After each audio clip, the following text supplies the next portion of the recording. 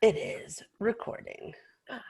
So even though we've been chatting, I would like to welcome you all out to Creative Education Foundation's webinar series, Creativity Conversations, or Creativity Connections. But this week it's Creativity Conversations because we have our amazing friend, Allison James. And she is from Chicago Innovation. Hi. So I'm Allison James. I'm the program manager of the Chicago Student Invention Convention. So we are a program of Chicago Innovation, and we ignite the spark of innovation among kindergartners through 8th graders and provide equitable opportunities for students to engage in things like critical thinking, problem solving, creativity, applied STEM, and entrepreneurship at a young age. And I'm Missy Carvin. I am also from Creative Education Foundation with Beth. Today, we are working on tolerance of risk, childlike thinking, ambiguity, and opportunities. The purpose of this webinar series is to use some creative solutions to help empower us. We all know these are new times that call for different ways of working, and we always want to help you use deliberate creativity to connect in new ways with your life. If you haven't muted yourself, please do, just in case a gorilla runs through the room. And if you have any comments or questions, please take advantage of the chat boxes.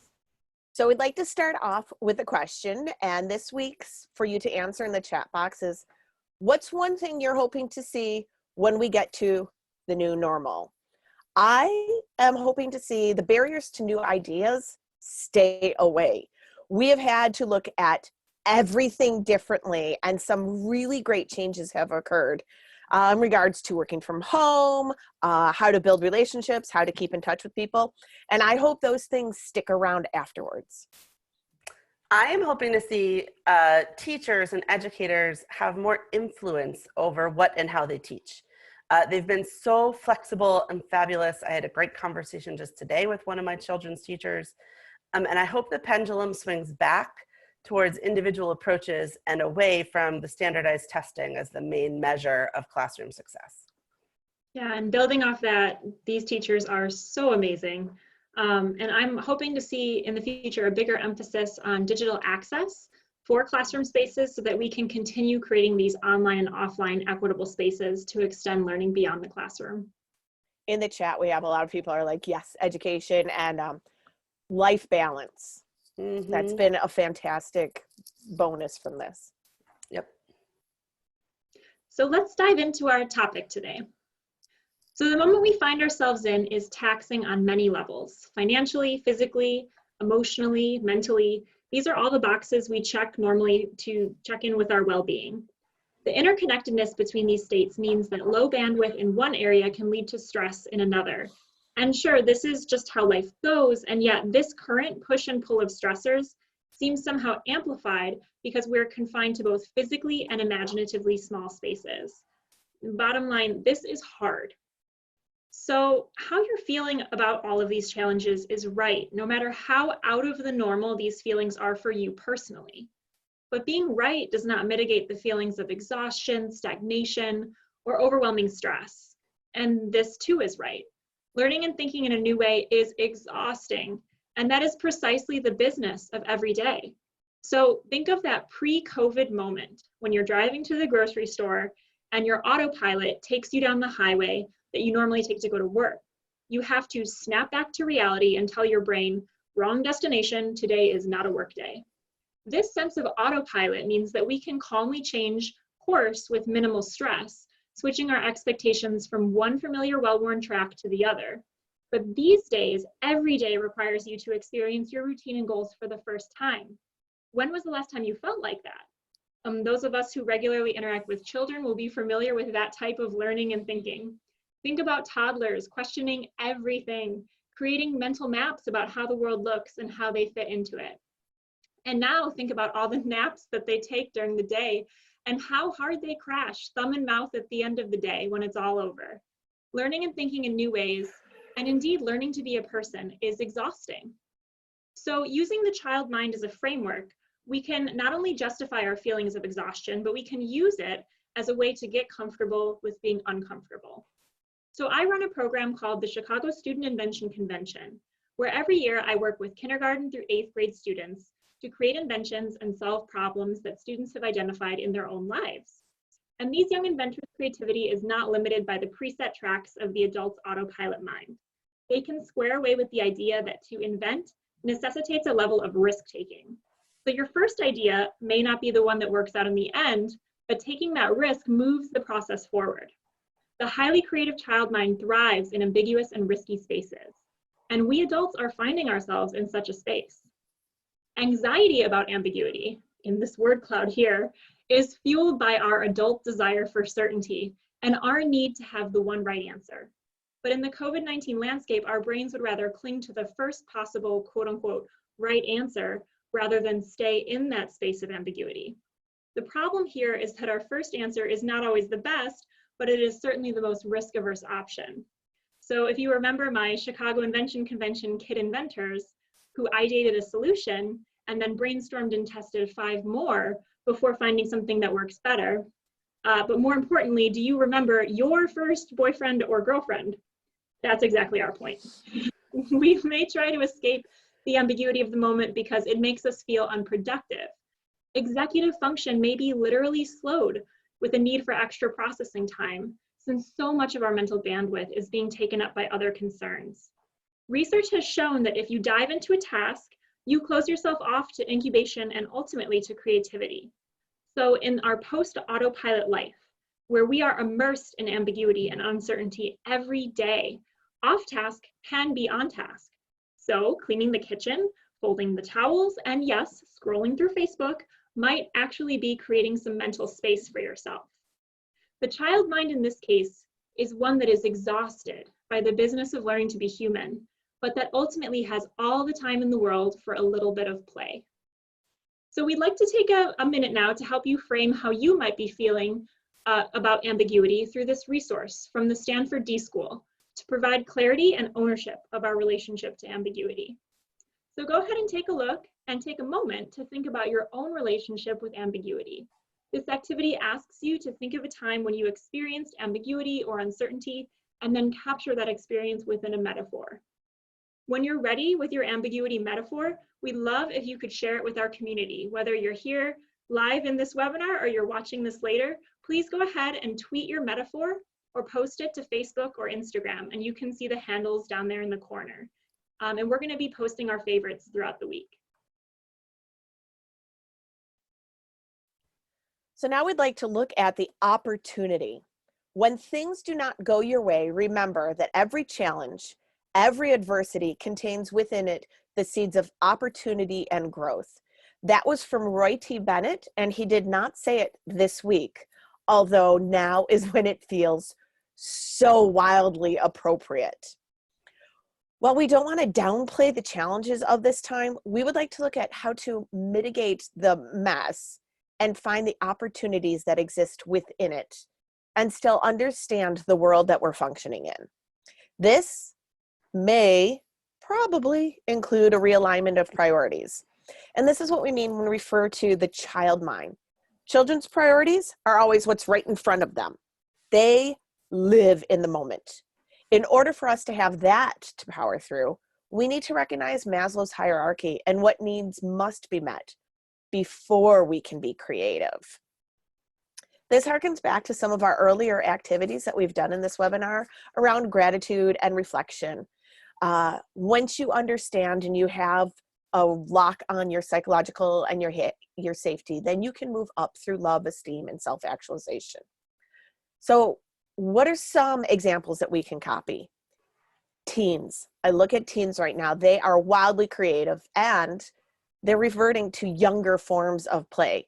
Missy has talked about her daughter who's 13, 14, and they're playing hide and seek on Roblox, using new forms of technology to play the way we played when dirt was young.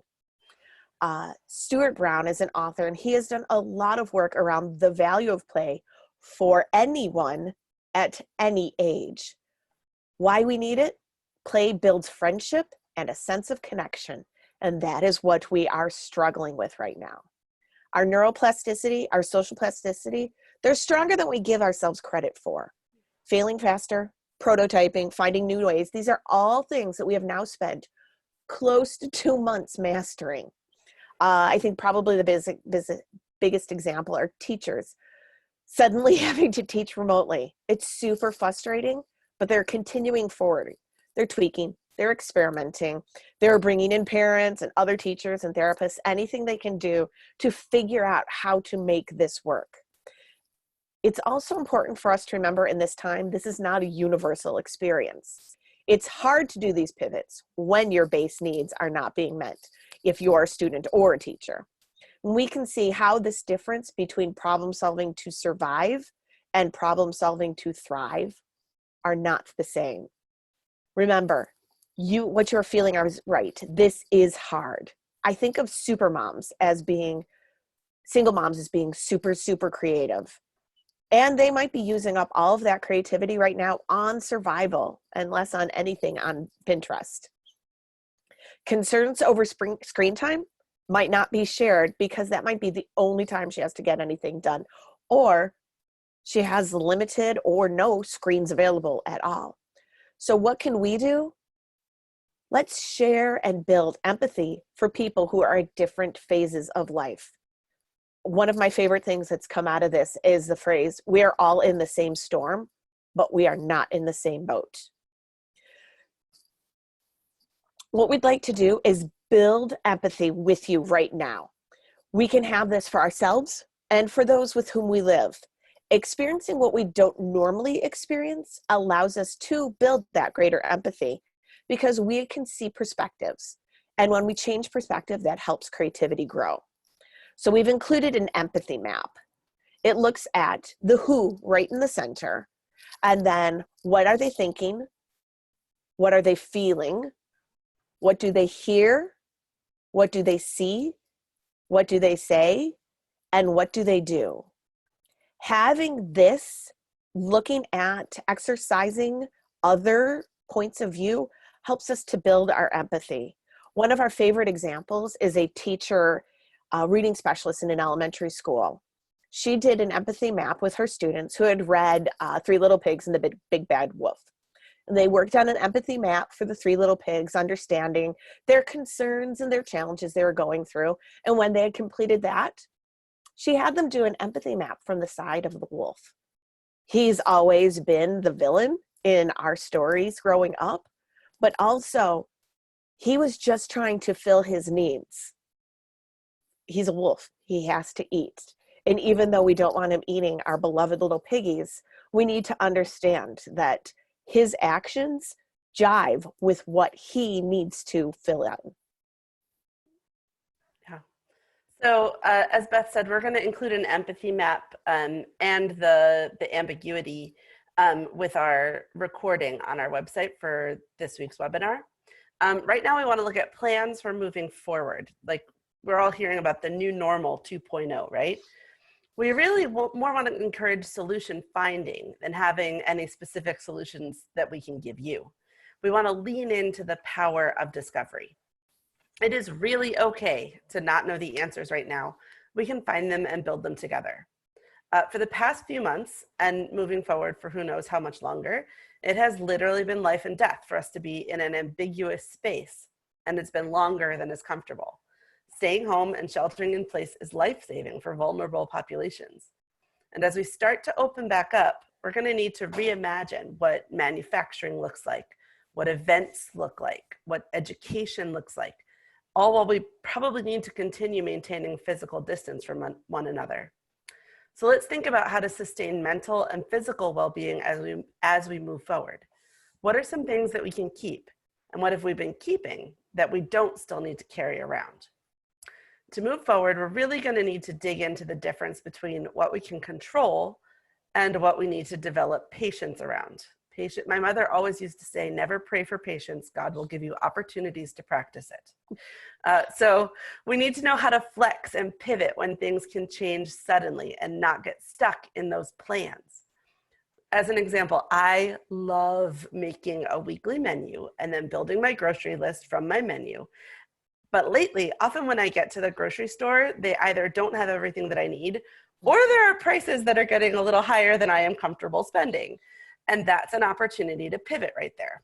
So this week, what I did was make a list of all the things that we might like to eat this week, wrote down the staples that we absolutely needed, hello coffee, and then made the actual menu for the week when I got home and knew what I had been able to buy. So it was a same activity, different method of getting it done.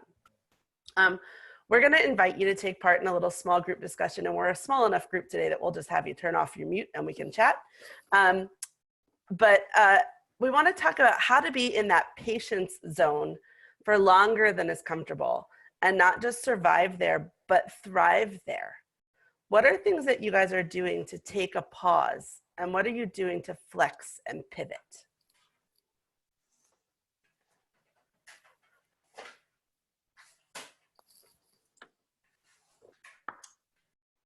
I would say the one thing I'm doing is getting up earlier than everyone else so I could have quiet time to think before everything else begins. And it's taken a while to get to even thinking about that. That's how upside down everything is. Like, oh yeah, if I got up earlier, maybe that would be a good strategy.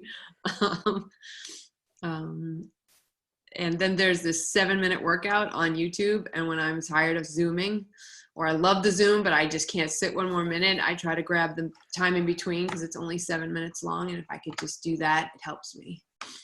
Yeah. Zoom exhaustion is real. It's a real thing. So real. I saw something online that said, me, I miss my friends. My friends, want to Zoom? Me, no. It's like, Done. I miss you, but I want to Zoom on it. Thank you so much. No. No more Zoom.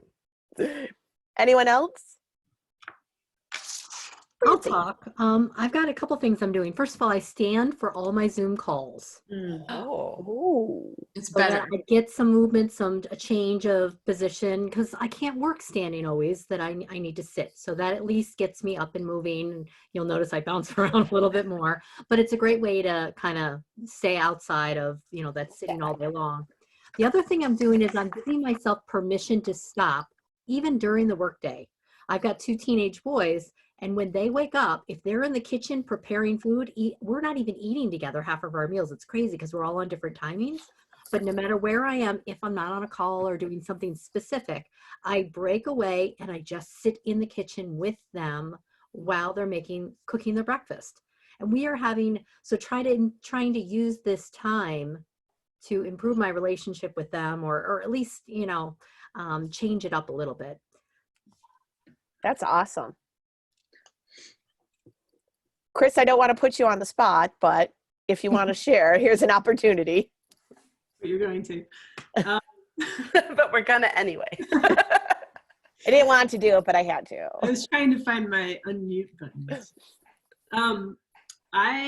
I have been walking my dog more consistently, which is something that she has needed for a long time. And I used to, when I would walk her, I would always listen to an audiobook and kind of be in a whole different world. And I've started to just listen to my neighborhood. And I hear the birds in the morning. There's an area that's swampy and there's frogs. And so like just kind of tuning in more to what is around me, and how almost normal or a new normal of like more nature kind of feeling, because there's not cars zooming around, and it's just, it feels quieter now. So I'm really kind of using that as my pause. And then for my pivot, I've been seeking out and finding different sources of news, because I got fatigued on my normal news feeds, and they started to be too focused on things that I didn't want to be thinking about all the time. And so I found a couple like magazines or newspapers where I really liked the different angles they were taking on what's going on. And I actually just subscribed to them to be able to support them during this period, but also kind of make sure that I feel like I should check in on it every day because I'm paying for it, right? But it helps Well, me. skin in the game. Yeah. So it just allows me to think differently about it and maybe have a more positive perspective than just the mainstream feed that I was on before. I think we can agree that dogs are the ones who are really winning out of this Oh my entire God, they're loving situation. it. They're loving it. Not only the walks, I thought but of something. people are adopting puppies like crazy right now. Oh My new gosh, dog is right yes. on the floor. Where? The shelters are empty in Chicago. Yeah. No joke. Yeah. Yeah. I'd like to add one really quick before we move Yeah. forward. Yes. I thought of one when Chris was chatting, the listening to birds and noticing new sounds. I noticed I was missing a sound. I usually drive to work and I listen to the radio or a curated Spotify something or other, and I wasn't getting that dose of music. And I noticed its absence in that, like, I was really enjoying songs on the radio more than I normally do. And so now I have like a little timeout pause session where my husband and I will pick a playlist and we'll just listen to it for 45 minutes or an hour, or however long the album takes, and just do that. And that is way better than a commute playlist, I'll tell you that. In my mind, I picture the two of you dancing. Aw. There's a little bit of that. There may be some dancing. Just a little bit. I Also, The idea of listening to a whole album too, like the idea yeah. of listening to an album as it was meant to be received. There's a totally different experience than listening to the random stuff, right? Mm-hmm. Absolutely. So fun. somebody was talking about they started listening to albums like on vinyl. Yes. And I'm like, living the dream. Awesome. I realized I had another pivot that just started this week, but in the before times, my husband and kids would leave early in the morning and he would drop them at school and he'd go to work. And then I would get myself out of the house and go for a 5 or 6 mile bike ride and come home and take a shower and like start my day. And I have been missing that a lot because these people never leave the house anymore. Like they're just all here all the time. And this week, my 6-year-old said, "Mommy, can we ride a bike?" All day Sunday. He was like, "Can we ride bikes?" And we never got there. Like the day just got busy and we never got there. I said, "Tomorrow morning, I'll take you on a bike ride. Before we start work and school, I'll take you on a bike ride." And 3 mornings in a row, both kids and I have gotten up and gotten out and taken a bike ride. And I'm not going as far and I am not going as fast as I would if I just got to go bike by myself. But like we've been getting up and exploring the neighborhood and like getting out. And like the 13-year-old has gotten out of bed at 7 in the morning to go ride bikes for 3 days in a row. So it just set us up for a whole different With her mom. day. I know. So that's been a heck of a pivot to be like, oh, that thing I really loved doing, I can just find a different way to do that. So that's awesome. Actually, for your body, if you run Oh, this yeah. with another pace, it's harder for you. When you run at your pace, it actually ends up being that habitual routine. Yep. But if you're biking at a different pace, you might actually get the same or a different workout than you would expect, Oh, for sure. even though it's so much slower. That's cool. I also get to see every red house and every daisy and every puppy and say good morning to every other person on the bike trail. It's awesome. My poor little extrovert, he's like, "Hi, good morning," to every person he sees because it's more people. All right, so moving on a little bit, if you've joined us for more than one webinar, you will know that we love turning problems into challenge statements. A challenge statement is just a question, turning your problem into a question, and it's because our brains can't help but want to answer a question, especially one that's open-ended. Our problem that we want to think about today is, I don't know what the new normal looks like. I don't know what things are going to look like in the future. So we're going to use that statement starter, in what ways might we, to help us spark new thinking about this problem. For example, in what ways might we build a new normal together? Or in what ways might we stay in the patient's zone when we need to? Or in what ways might we make plans to thrive? So please feel free this week to look for in what ways might I, or in what ways might we statements that you can make, and start to use those to spur some new thinking to help you think about moving forward. There's definitely fear and uncertainty around moving forward. Nobody knows what it looks like, how it looks, what's going to happen exactly. And we're going to need to think about the social emotional impact long term, both for ourselves and for other people. But if we plan for what we can, plan to be patient, and plan to pivot, that will all help. Oh, Allison, you're muted. There you go. It got me finally. So during the week, we'd like to encourage you to think about what you might carry forward and what might you put down. What's been serving you well in this time of ambiguity, and what might be new habits that you'll want to keep moving forward? So key takeaways for us is recognizing ambiguity is hard, and it's okay if you are struggling with that. As long as you keep continuing the struggle, keep that going. Base needs must be met before we can thrive. So take care of your needs if they are 7 minutes of workouts or standing or just going outside to breathe in not your house air. And finally, plan for what you can and plan for be patient for what you can't. We hope that you will join us for virtual SIPSY in June. The Creative Problem Solving Institute, we're going viral. We do have 35 webinars, I think. We've got stuff for kids. We've got stuff for adults. It's going to be awesome. So please register. Stuff for teens. Yep. Please make sure you register for SIPSY, and we'll have all the SIPSY magic that you know and love as well. And just a quick plug for those of you who are interested to see what our kid inventors have been up to. Despite all odds, by the way, these kids had their curriculum interrupted by COVID, and they still persevered. So we are so excited to announce the winners next week. And you can follow us across all platforms at CSIC Invents, and we'll be announcing the winners next week. And then also, I believe, if they'll have me, I will be joining this great webinar again on May 20th, along with one of our student winners. And you can hear from them talk about their experience ideating and prototyping and innovating. So I'm very excited about that. As always, thank you so much for joining in with us. We want to thank the entire creativity community and the Creative Education Foundation.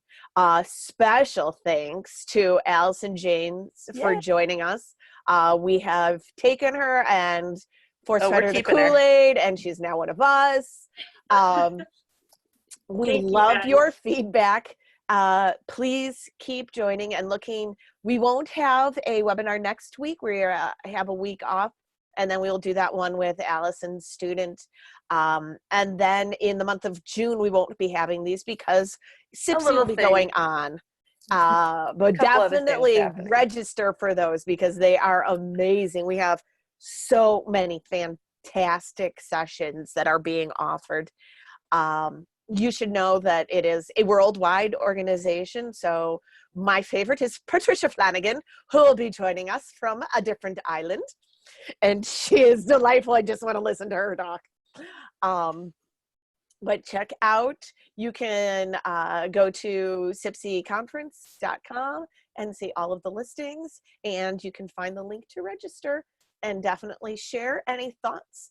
CEF_CPSI for Instagram or at SIPSY Conference for all of the other social media platforms except for TikTok because we are old.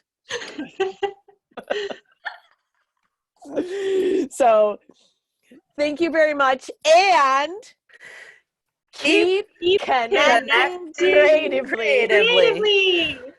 Bye.